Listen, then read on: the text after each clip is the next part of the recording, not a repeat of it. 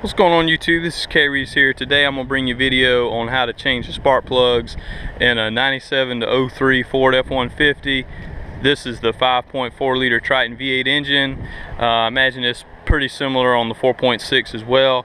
So let's go ahead. I'm going to show you what to do. Let's get started. Alright, so I decided to go with these Champion double platinum plugs here. Part number on them. Crap, 7963. So I've already done one side. I just got this box left. The reason I went with these, and I'll show you how to do the other side. The reason I went with these plugs, these are what was in it, and I've always had really good luck with Champions.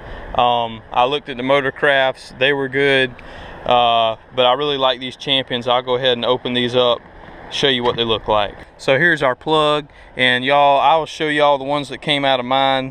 There was nothing left on this plug. That little tip right there that you see, that fine wire, was completely gone. And now keep in mind, I've had this truck, I got it about 202 or 204,000, I think. Right now it's got about 235,000 on it. So I've gotten a good bit of miles out of this truck, and I don't even know when's the last time it's been changed, but I've owned it for a little over 3 years. I've never changed the plugs on this truck. The only thing I've ever done to it is replace the fuel pump, which y'all can check that video out also. But anyway, here's the plug. This is double platinum. This is what was in there. I believe these are about $4.99 a piece, so for 8 plugs it cost me about $40. So I'll go ahead and show y'all how I got everything set up here. This is what you're pretty much going to need: some anti-seize for the plugs. You're going to need some dielectric grease. The electrode that goes kind of on the top here, you want to put some dielectric grease on top of this, and what I usually do is I put it inside the wire, and then so when I put this on, it goes right on top of it. Because if I put it on here and stick it in my spark plug socket, then it kind of rubs off. So I put it in there so it goes on when I put it on. But you're going to need this. This really comes in handy. I got this. It's got a magnet inside and an O-ring, so it holds on to it very well. As you can see, it wants to hold it right there. So this helps a lot when you're getting them up out the cylinder so they don't fall in, and you have to like get them out with needle nose pliers or something. But this is a 5/8 is what you're going to need, and you can see I've got various extensions, 3/8. I've got some 1/4 inch. I got some little U-joint here, wiggle worms some people call them, because you're going to need this for that back one. I had probably 3 extensions plus this little U-joint here, another extension, spark plug socket. It was crazy, but I'm going to show you what to do on this side over here, the motor. I've already done this side, so I'm going to show you what to do, how to get them out. Alright guys, so here, I'll throw some light on this so it helps y'all out. First thing you're going to do, which what I had to do, pull this vacuum hose. It just pops up out of this valve cover here. I pulled this up and pulled it out of the way. You're gonna have to remove the fuel rail. This is a 3/8, 1, 2. Okay, so you got 2 3/8 bolts you're gonna remove from here. Pull this fuel rail up. The injectors will come, some of them will stay in, some of them will stay in the rail, some of them will stay down here in the intake. Yeah, it doesn't really matter. Main thing is when you get them all back, just make sure you put them all back in. You clean them off, because mine had dirt and stuff that was getting all over them. So I cleaned them up and just push them back down in there. But once you get the fuel rail out the way, you can start removing your coils. And as you can see right here, this is a 9/32. They're all 9/32 bolts, and there's only one of them that hold the coil in. So you're going to remove that, pull this up, and you just pull your plugs out. You got 1, 2, 3, 4, and that back one right there was a son of a gun to get to all the way in the back. But like I said, I went ahead and did this side. This side over here, I don't really know what I'm getting into yet, so we'll find out as I go. I think what it looks like I'm going to end up doing is removing this bolt here and moving this power steering fluid reservoir kind of over to the side, so I can get access down here to my coils and my plugs, and also the fuel rail. But that's how you do that side. We're gonna start on this side now. Alright, and as y'all know, you've probably already seen, if you've subscribed to my channel, that I put this K&N intake on my truck. Real sweet. So it's not, take into consideration, this is not a factory intake setup. There are some minor variations, so this may be different on your truck. But so far, what I've done, I've got this 10mm with the little washer on it. This is a 10mm. Took it off right here that holds my power steering on. You can see it moves and it goes back, but there's another bracket that goes down a little bit lower. I'm not gonna mess with that, but what I'm gonna do is I'm gonna pull these tins out here and I'm gonna take this plate off because I need to get access here to that first coil. Also, it's got this little pop in right here that you've got your this is the throttle cable going here to the throttle body. The other one, I think that was like cruise control, because it's going over here to like a vacuum, and it's also going over here. So that's throttle and cruise control, which I can move these out of the way with this out of the way. Go ahead and pull this off and we'll see what we got to do next. Probably, I know for sure I'm going to have to remove these two hoses here. They go to my intake. So 1, 2, and I'll get those out of the way. All right, y'all, and so my bottom intake hose here, I went ahead, it goes right down here, pops in. If you can see it back there in the back, that hole back there pops in right there on top of the valve cover. So I'm gonna go ahead, see, this is Ford. This is the same. The only thing that's different with mine is this hose adapter that goes right on here for the K&N. But other than that, same principle. Be a good idea to go ahead and get this up out of the way, seeing as that you're going to have to access all this stuff down here. Alright guys, so got this bracket out of the way. You just got 1, 2, 3 of these 10mm here, and that bracket just sits in there just like that. So it's out the way now. I'm gonna go ahead and set it off to the side, keep everything together, and looks like we can go ahead and pull that rail off. So I'm gonna get back in here, see what we got. All right, next we got this here for your EGR system. You got these two hoses. You can tell one of them is bigger than the other one. The bigger one goes right here, the smaller one goes right there. So they just go back down to here. This is the EGR system. So I am going to just move these out of the way, tuck them in back here, and get those out of our way for right now. Now it looks like we can go ahead. Got one bolt here, probably it looks like one way back there. It's gonna be a son of a bitch to get to also, so we're gonna go ahead and I'll see what we got back here, guys. All right, so next, this little hose here, you see this kind of reddish orange little boot on it. You see this nipple right there. It looks like some kind of little vacuum canister.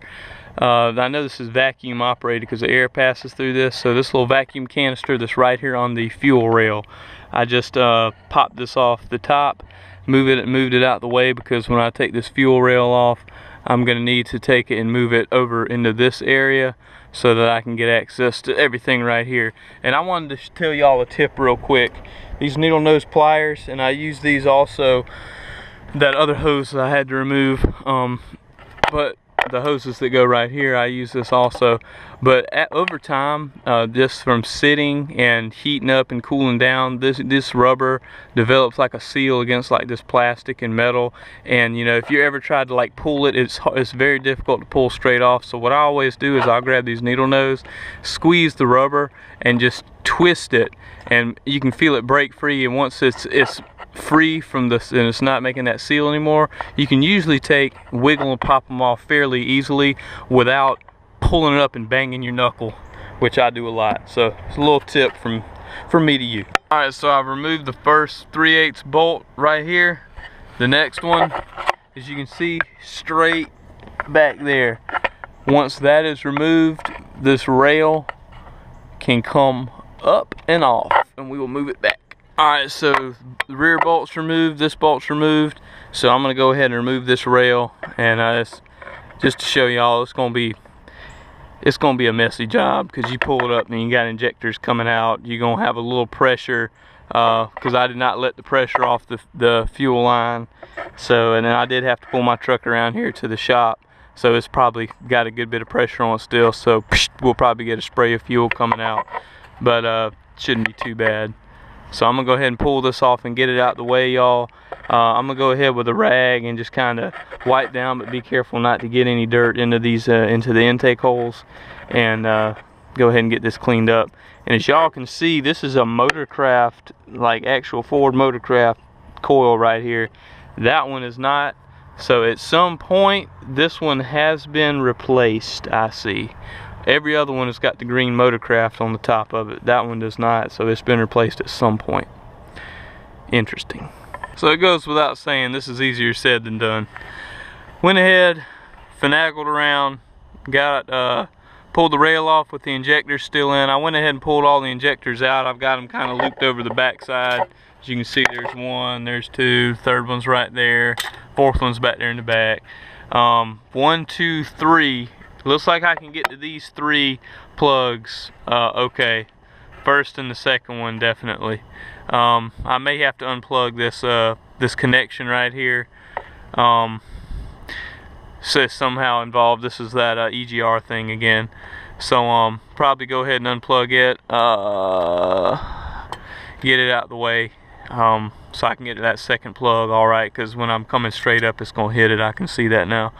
That the fourth one back there in the back is gonna be a pain in the butt. We're gonna go ahead and knock these first 3 out. For the sake of saving time, I'll show you how to pull one out, replace the plug, put anti-seize on, tighten it down. I won't show you the rest of them because they're all the same. So to remove this plug, it's got a tab you press back on the back, pull it straight out. Alright, so went ahead and remove one of these 9/32 here. We'll go ahead, grab this plug out of the boot, and you can just pull it up like that. So we got it up out the way. I'll go ahead, and I like to wipe some of this dirt away from here, but just be very careful, guys. You don't wipe it down into the cylinder. Just gonna clean up around here just a little bit. As y'all can see, these plugs are completely shot. There is no life left in these plugs. I don't know how the truck was still running. And the reason I decided to change the plugs is because I had a cylinder 1 misfire, which was right here, that I read on my Edge Evolution tuner that I got plugged in. I just started getting a mist going down the road. I opened up my diagnostics going down the highway, went to read trouble codes and got a P0301. Said cylinder 1 misfire, so I went investigating, and then I discovered these plugs and they all look like this. So yeah, definitely time to be changed. And for some comparison, because everybody loves some scale, that's what we got. Wore out. But I do have to give it to whoever installed these plugs. As you can see, every plug I pulled out so far has got a little dab of dielectric on the top. So congratulations to whoever did this maintenance before me, that I know was at least over 3 years ago. So if y'all can see that, it got some dielectric, I mean not dielectric, just anti-seize. Went ahead and ran some down there on the threads. So we're gonna go ahead and put this back together. Alright, so if y'all can see all that gel right there, that's dielectric grease. I go ahead and put some right in there. So we can pop this back down on here, and we've got, this would be cylinder 1, 2, 3, 4. This would be cylinder number 5. So it will be complete. Once I put this on, like I said, I'm not going to video the rest of this because it's pretty much the same thing, just getting back there to the back. Just work all your different array of extensions and you'll be able to get the job done. And that's pretty much going to be it. I'll put everything back together after this, the same way as we took it apart. And that will tie up this video. Alright guys, so it got dark on me. We're out here on my truck. I'm gonna go ahead and start it up, but it's probably gonna run kind of rough because one of the EGR hoses, which I'll show you when I pop the hood, well actually I gotta show you right now because I like y'all. So the orange one that's sticking up right here, it ripped. I couldn't get it on there. Just being old and brittle, it got a cut in it. I cut it to try to fix it, and then open it up some, it split. It's just old, so I'm just going to replace that hose. But I got everything back on the way it is supposed to go, and this is the intake, so if y'all can see that, a little dirty, I need to clean it. But anyway, that's it. That's everything. I'm gonna start it up, check for leaks real quick, make sure I don't have fuel spraying out anywhere. It's kind of hard to tell if it's how decent it's going to run because I know that's off. But let's go ahead, start it up, and we'll see what we got real quick. Y'all hold on a second.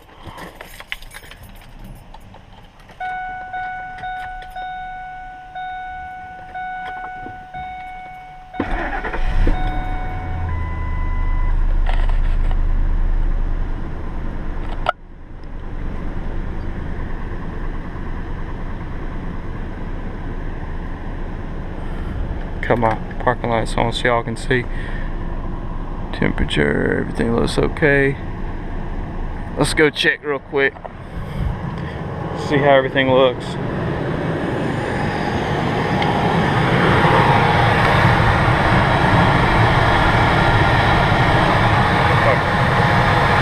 on 1 second, guys. I didn't have a flashlight with me, so I'm using my phone.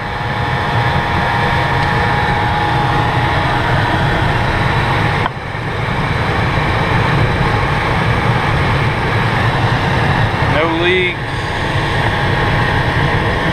Doesn't look like any leaks back here that I can see. Big thing, you can smell gas. I don't smell anything.